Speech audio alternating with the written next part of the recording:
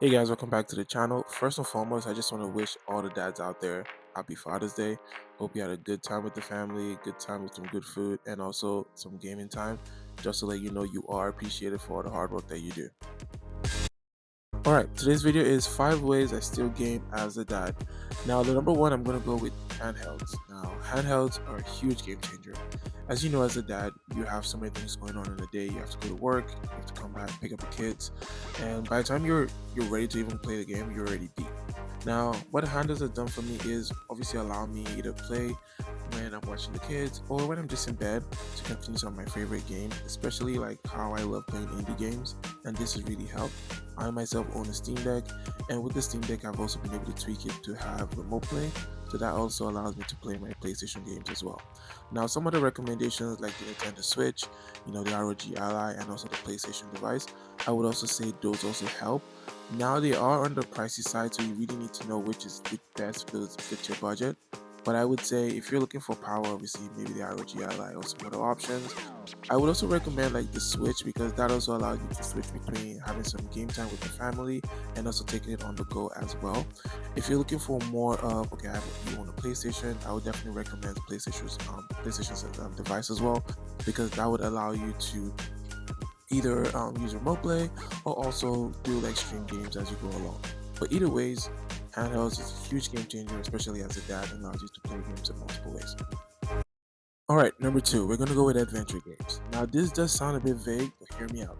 Now, you do know there are some RPG genres that definitely take you like 150 hours, 200 hours to beat, and that's pretty long. Now, am I guilty of playing those type of games? Yes, I am. Do I still play those type of games every now and then? Yes, I do. But as a dad, I begin to respect games that also respect my time. So, games that finish up in 10, 15, 20 hours are definitely up my alley. So for example, I just finished beating the new 007 First Light. I think that took me like maybe 10 to 15 hours, give or take. It was a great experience. Now, are there so many other games like that? Yes, they are. So you definitely want to identify them and make sure that you play those games, especially if you have them in your backlog.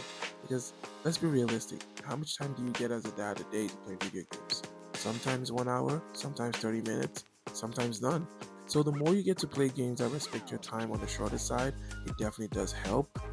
There are going to be times you do play longer games, like for example, GTA 6 is going to be coming out in a few months. We all are going to be playing that, so that's going to be on the longer side. But to help with your backlog and the time that you have, definitely play more games on the shorter side. When I mean short, I mean 10, 15, 20 hours. That would definitely help. Alright, number three, we're gonna go with the quick session games. Now you're wondering, what are the quick session games? These are the games that no story behind the game, you're not continuing the story. These are just games that you pick up when you have 30 to 45 minutes and you can have a good time right away. Now, some of these games obviously go from like your racing games, sports games, your FPS games, even some of the card games that you can play on your handhelds or indie games. So any game that you're able to just hop on with the boys for a quick 30 to 45 minute session, have a good time, and go. Some of my best examples are like your Forzas, FC 26, Madden, Battlefield, Call of Duty. Games where you're not thinking too much, you're just having a good time is definitely valuable because sometimes you always have that time during the day, maybe the kids are not back or you just got back from work early and you just don't want to commit to anything over the top. You just want to have a good time and just enjoy your 45 minutes and just lock in your game time for the day. Definitely something I find valuable. So definitely the quick session moments are always valuable. Number four, I'm gonna go with scheduling. And scheduling is a very huge part of my life right now because being a dad, you definitely want to plan for games that are going to be launching in a few days or a few months from now.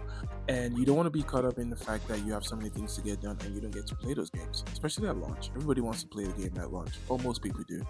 Now, in this particular case, a good example is GTA 6. Now, GTA 6 is coming out in November, and I have that marked on my calendar where I'm like, okay, what I things I need to get done? Would I be on a time off that time? Would I be on vacation? Or would I need to get things done for the kids or for the whole family as a whole? Now, it's definitely one of those things that has really helped, especially with playing video games and catching up with my backlog. So I definitely recommend that as a dad, you definitely do scheduling. Same way you schedule like lessons, schedule time off vacations. It's the same way you definitely schedule your gaming on your calendar because that way you can get to play new games or even catch up with your backlogs. And now we are number five. Now, this is the toughest one to admit. But the point here is you have to accept you can't get to play all the games. Now, there's some games I do want to play, but I just know I just don't have the time based on the backlog and based on things that I have. So you're gonna realize that you have to start picking up games.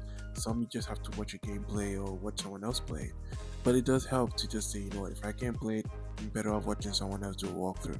So, but that's my fifth point, which is accepting the fact that you can't play all the games. Is it a bad thing? Not necessarily. Sometimes you have to think, you have to plan yourself. Like I did mention in the previous point, you have to schedule yourself.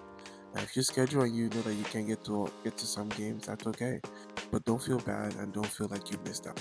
And there you have it. Those are my 5 ways I get to play games as a dad. If you do have a different way, please drop it in a comment and definitely leave a like and subscribe. I definitely appreciate it. Thank you and have a great day, guys.